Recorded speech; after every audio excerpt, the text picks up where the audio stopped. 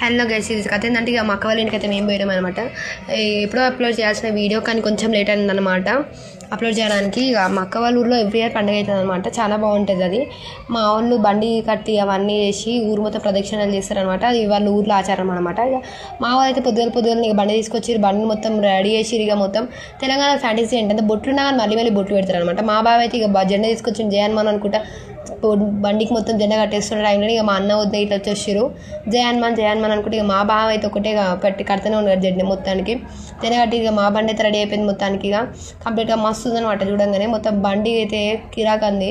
మా వద్దే సాక అయితే రెడీ చేస్తుంది అనమాట. సాక బొట్టు గిట్ట పెట్టి ఇంకా మా బావ అయితే మా బండికి అయితే కూర్చున్నాను అనమాట. ఇక మొత్తానికి ఇదైతే పెద్ద బండి. దీని బండి తర్వాత అన్ని బండిలు స్టార్ట్ అవుతాయి అనమాట. బండి వెనకాలనే ఫాలో అవుతాయి అనమాట. ఇక ఈ తాత అయితే మస్తు డ్యాన్స్ చేస్తాండి. ఇక ఊరు మొత్తం కలిపి మధ్యాహ్నం టైంలోనే ఎవ్రీ ఇయర్ తీసుకొని వెళ్తారనమాట హనుమాన్ టెంపుల్ దగ్గరికి. అక్కడికి వెళ్ళి ప్రదక్షిణాలు చేస్తారు. ఎవ్రీ ఇయర్ మధ్యాహ్నం టైంలోనే ఈ ర్యాలీ అవుతుంది అనమాట. ఎవ్రీ ఇయర్ గుడి దగ్గర అయితే ప్రదక్షిణాలు చేసి కంప్లీట్గా దాని తర్వాత మళ్ళీ గుడి లోపలికి వెళ్తారు. మా అన్నయ్య వదిన అయితే చాలా ఎంజాయ్ చేసిరు. మా అన్న వదిన బావయ్య ఇక డ్యాన్స్ ఎత్తురు మొత్తానికి. మా బావ అయితే మొత్తం ఇక అవతలేడు, చేతులనే లేడు. మా బావ అయితే ఆ రోజు మొత్తం బండి మీద ఎగురుతాండి. ఇక ఫుల్ ఎంజాయ్ చేస్తాండి బండి మీదనే.